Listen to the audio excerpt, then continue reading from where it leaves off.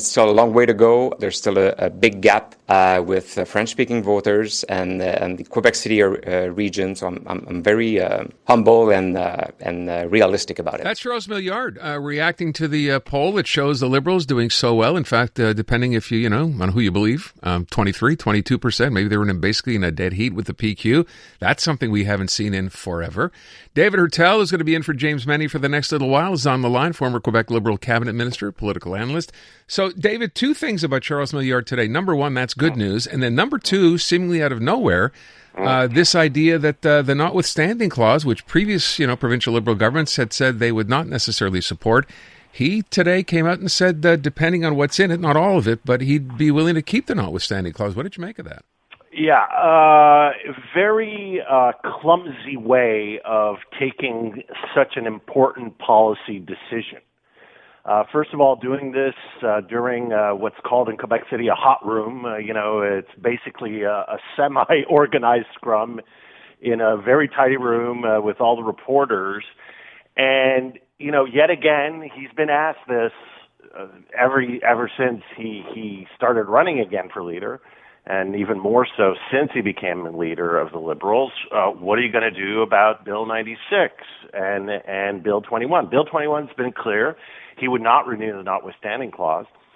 And with Jennifer Macaron behind him on the podium, he started this rambling, wouldn't clearly answer the question, and finally saying, well, yeah, I would renew the notwithstanding clause for 96 after having modified two things. One, the 6 months provision for immigrants to be obligated to learn French, and also the red tape for businesses that's been added. That's been quite a load on a lot of businesses with the implementation of 96. Now, this I got to tell you, this is a massive shift in policy for the Quebec Liberal Party. Dominique Anglade, in the 22 campaign, said very clearly, I would not renew the notwithstanding clause. In 2023, André Pratt and MNA Madoua Cadet authored a report on the renewal of the Quebec Liberal Party. You'll remember this. And part of that report clearly said about the notwithstanding clause, first, it has to be used as a last resort exceptional measure, and two, after the courts have rendered a decision on the issue. And so that was the policy of the party up until now. And it's what's really bizarre, Aaron, is that André Pratt is now back as the chair of the Quebec Liberal Party's political platform committee. And I just want to add another thing, because that's lesser known. But in 2002, Claude Ryan wrote a book on what it means to be a member of the Quebec Liberal Party. It's called Liberal Values in a Modern Quebec. The foreword of this book was written by Jean Charest. When you become an MNA, I don't know if it's still true today, but when I became a candidate, much less an MNA and then a cabinet minister, you get that book, and you have to read it. And it's kind of the gospel for the Quebec Liberal Party. And there are 8 fundamental principles, and the first of which is that the Quebec Liberal Party is the party of individual rights and freedoms. And now you have the leader of the Quebec Liberal Party, Aaron, saying that I'm throwing out, these fundamental principles. And the other thing is that on language, the notwithstanding clause has to apply, but on religious sign, it doesn't. So I think Charles Milliard is getting a bit confused, because now he's creating his own little hierarchy of rights and freedoms. And also, I don't know if you had time to listen to actually his words. It was a mess, because he couldn't really, I don't think he understands how laws are adopted, modified in the National Assembly. And also, I think he clearly does not understand what the notwithstanding clause is. And I think he's going to have to sit down with lawyers to and understand the legislative process and how the notwithstanding clause works, because it was a complete mess. It was a rambling mess. So I'm just saying this is not a small thing. Now, I'll end on this, Aaron. It is politically motivated. I get it. He is weak in the regions with francophones. He's only hovering around 20%. He's trying to establish himself because Christine Fréchette is attacking him on not being nationalist enough. And it seems to be a weakness of his. And as usual, he has a very comfortable lead with the Anglophones, so he feels that politically he needs to do this. But the way he did it, he should have done a major policy speech, talk about his principles, and explain why the way he's thinking, instead of doing this haphazardly during a scrum. So one of the quotes from that is him saying, I want to protect a large part of Bill 96, so I'm in favor of that. But then, to me, David, pardon me, and I've spoken to Charles Milliard a couple of times, going back a couple of months. You know that the Bill 96 question is going to come up. This is not new. Yes. You would think between the time he decided to run and now, he would have come up with a clear position that he could then enunciate, or today perhaps, could have stated that position. It seems he hasn't. He hasn't, and it's a mess. And I'm looking forward for your conversation with him and with Jennifer Macaron and the other MNAs from Western Montreal to discuss this, because the La Presse article is saying that while Jennifer Macaron is saying the caucus is behind this position, La Presse is suggesting that it may not be. And I totally agree with you. This is not new. Every Liberal leader has had to answer that question one way or another, either Bill 96 or anything having to do with language and religious symbols with 21. And so Pablo Rodriguez had to do it, Marc Tanguay had to do it, Dominique Anglade had to do it. And so the idea here is that why do it in this fashion during a scrum on pretty much everything, including the polls, and at the National Assembly, and so why not structure it, remind everybody about the core principles of what it means to be a liberal, and explain exactly what he would do, how he'd do it, and why he feels it's important in this specific case to renew the notwithstanding clause with certain provisions of 96. So to your point, David, I think that's a fair point to bring up. A, that he knows this is going to be an issue and should have been prepared for it. And then number two, if you want to make the point, maybe perhaps better explain why it is that you want to go ahead. And to what you just said as well, politically, this is expedient, right? Because he's trying to play to what you just said, to those regions where their popularity still lags. Yeah. But don't we see through this? Well, we totally are.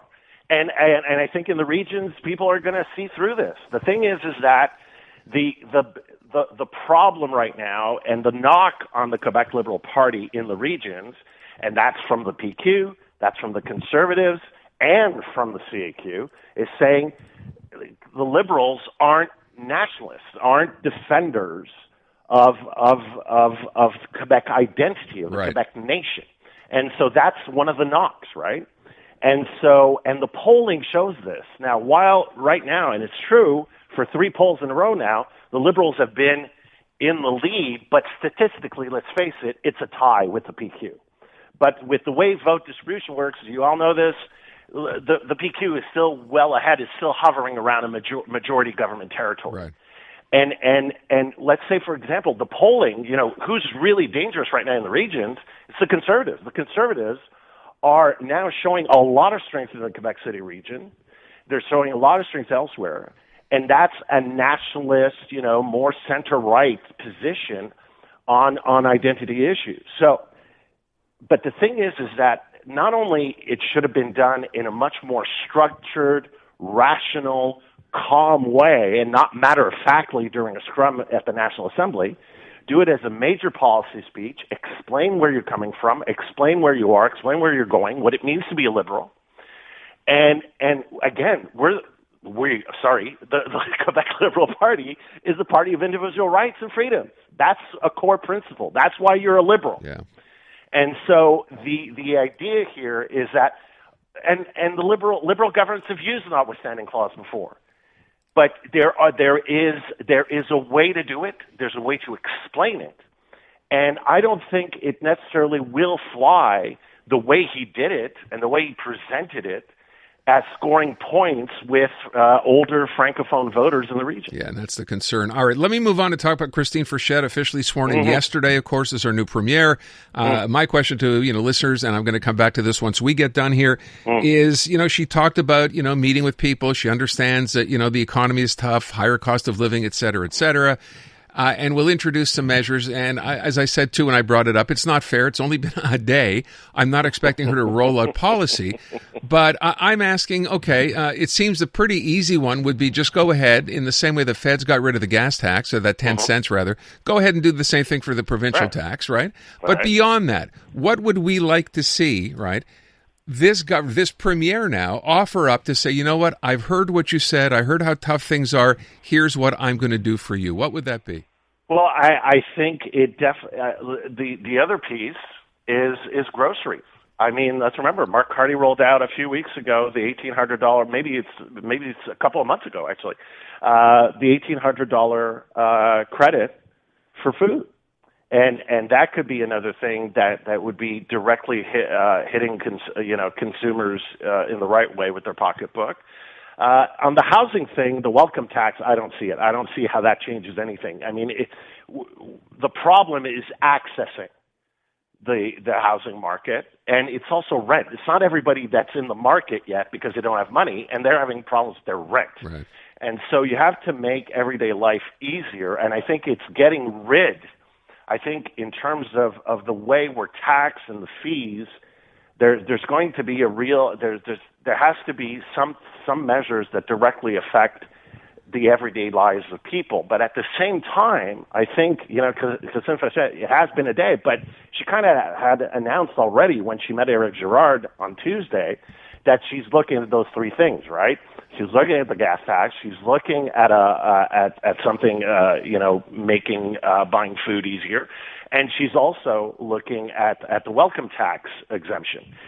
But those are kind of givens, and Mark Carney's already been on that front, so it's not novel. It's not new. Mm-hmm.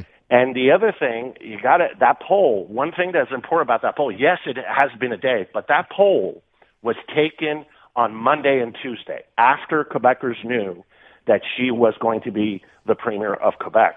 And what is surprising about this poll, and usually you would see some sort of bump. There is absolutely no bump for the CAQ. There's no effect. Right. There was an effect for Pierre Poilievre. There was an effect for Pablo Rodriguez. There was obviously an effect with Mark Carney. When you're on an upswing, you get a bump, even at the beginning. And what this poll shows is that there's absolutely no effect. So I think also it's not as much. It's going to be about what you do to help everyday Quebecers their everyday lives, but also how she reacts on immigration, how she reacts on the Constitution, how she reacts on the third link. That also, if she can break away, and it's going to be very difficult, but we'll see with her cabinet and the announcements. But on these identity issues that have dragged the CAQ down for years now, is she gonna be able to break away? Because I think Quebecers might take a fresh look at her if she does. We will leave it at that. David, thank you so much. We'll talk again soon. My pleasure. And if I may, I want to borrow this. I'll borrow this from Jim if you allow me. À demain. I think he'd be okay with that. Canadian women are looking for more out of themselves, their businesses, their elected leaders, and the world around them. And that's why we're thrilled to introduce the Honest Talk podcast. I'm Jennifer Stewart. And I'm Catherine Clark. And in this podcast, we interview Canada's most inspiring women. Entrepreneurs, artists, athletes, politicians, and newsmakers, all at different stages of their journey. So if you're looking to connect, then we hope you'll join us. Listen to the Honest Talk podcast on iHeartRadio or wherever you listen to your podcasts.